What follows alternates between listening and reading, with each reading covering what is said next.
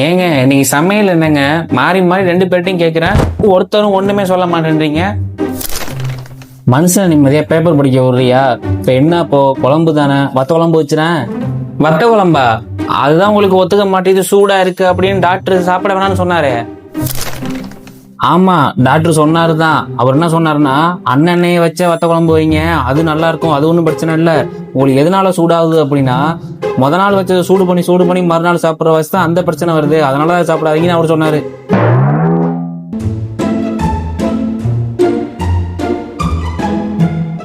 அப்பா கிடக்குறாருமா சும்மா சூடுன்னு பாரு. நீ பருப்பெல்லாம் போட்டு நல்லா சாம்பார் வைக்குமா, நல்லா வாசமா சாம்பார் வைப்பிய, சாம்பாரே வச்சுட்டேன். தம்பி, நீங்களா சாம்பார் வைக்க சொல்றீங்க? சாம்பாரை போட்ட உடனே பீன்ஸு, கத்திரிக்காய், வெண்டிக்காய்னு எல்லாத்தையும் தூக்கி ஓரமா வைக்கிற ஆள் நீங்க. இதுல ரெக்கமெண்டேஷன் வரையா? சாம்பாருக்கு ஏண்டி போய் பையனை போய் திட்டிட்டு இருக்க? சரி, புளிக்குழம்பு வைங்க. நீ புளிக்குழம்பு வச்சாதான் அவ்வளோ சூப்பரா இருக்குமே, அதை வைங்க. எது புளி குழம்பா? உங்க பையன் அன்னைக்கு ஒரு நாள் பூரா மூஞ்ச தூக்கி வச்சுட்டே உட்காந்துருப்பான், அது எனக்கு தேவையா? வேற ஏதாவது சொல்லுங்க. அம்மா, நீங்க பேசாம ரசம் வச்சிருமா. ரசம் வச்சு சும்மா வைக்காத, எனக்கு மட்டும் ஒரே ஒரு முட்டை ஒன்று போட்டு கொடுத்துரு. சரியா? முட்டை ஒன்று போட்டு, முட்டை போட்டா எனக்கு ரசம் ஓகே ஒன்றும் பிரச்சனை இல்லை. ரசமா வைக்கலாம் தான், உங்க அப்பாவுக்கு பிடிக்க மாட்டேங்குது. ஏதாவது ஒன்று கிடக்க ஒன்று சொல்லிக்கிட்டு தான் இருப்பாரு. அது பிடிக்கல, என்னம்மா நீங்க விரதமா அப்படின்னு என்னை பிடிச்சி கேட்டுட்டு இருப்பாரு. வேற குழம்பு சொல்லுடா, அதுவும் முந்தானு தானே பண்ணோம் ரசமும், அதை எத்தனை வாட்டி தான் சாப்பிடுவீங்க? எது ரசமா? தம்பி ப்ளீஸ்டா தம்பி, ரசம் மட்டும் வேணாண்டா. அது ஒரு சாப்பிட்டடாவே இருக்க மாட்டேங்குதுடா அப்பாவுக்கு. 2 மணிக்கு சாப்பிட்டா 3 மணிக்கெல்லாம் பசி வந்துடுதுடா. அதை மட்டும் கொடுத்துடாதீங்கடா தயவு செஞ்சு. பேசாம மோர் குழம்பு வையன், அது நல்லா இருக்குமே. மோர் குழம்பு வைக்கிறியா? மோர் குழம்பா? என்னைக்கு இல்லாத மாதிரி இன்னைக்கு வான வர மப்பா இருக்கு. அவன் நைட்ல மூக்கை இழுத்துக்கிட்டு ஒன்னாலதான் எனக்கு தூக்கம் இல்லை அப்படின்லாம் சொல்லக்கூடாது, சளி பிடிச்சிக்கலாம் யாரும் சொல்லக்கூடாது. ஓகே தானே? வைக்கலாம் மோர் குழம்பு. ஓகேவா? வச்சிடலாமா? வச்சிருவா. என்னம்மா எதை வச்சாலும் அவருக்கு உடம்பு கொத்துக்காது, சளி பிடிச்சுன்னு சொல்லிட்டு இருக்க. அன்னைக்கு நமக்கு தெரியாம மொனக்கடையில் ஐஸ்கிரீம் வாங்கி சாப்பிட்டு இருந்தா தெரியுமா உனக்கு? நீ அவருக்கு சப்போர்ட் பண்ணி பேசிக்கிட்டு இருக்க. தம்பி, எனக்கு ஒரு ஐடியா தோணுதுடா, சொல்லுவா. செவனேன்னு உப்புமா செஞ்சிருவோம். சரியா? உப்புமா நல்லா இருக்குமா? செஞ்சிருவா. ஆமா, உப்புமாவா? அது மட்டும் வேணாமா? நம்ம இது வீடா இல்லை அனாத ஆசிரமமா? அதெல்லாம் கல்யாணத்தன்னைக்கு காலைல பிரேக்ஃபாஸ்டோட நிப்பாட்டிக்கணும். உப்புமா மட்டும் வேணாமா ப்ளீஸ்மா? இப்படியே பேசியிருந்தா ஒன்றும் ஆகாதடி.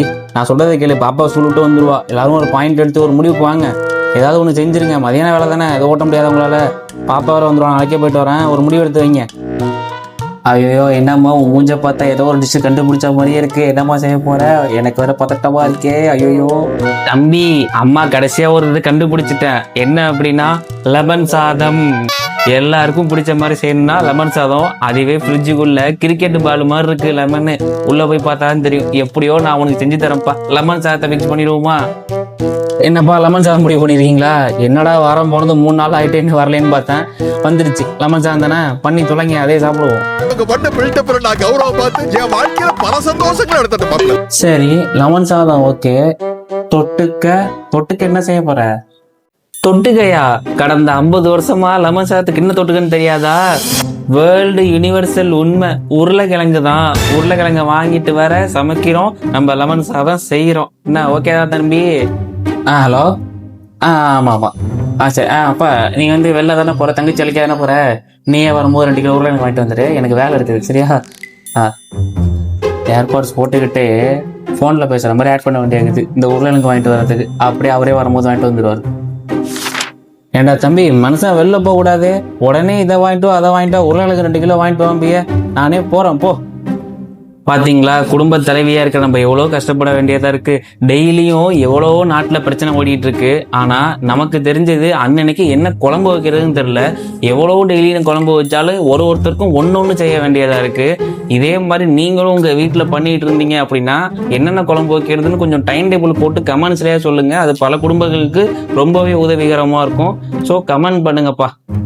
மக்களே, ஃபைனலாக சொல்லணும் அப்படின்னா, ஒரு வீட்லேயும் உள்ள பிரச்சனையை ஒரு வீடியோவாக கன்வெர்ட் பண்ணி போடுவோம் அப்படின்ட்டு தான் அந்த வீடியோ எடுத்தேன்.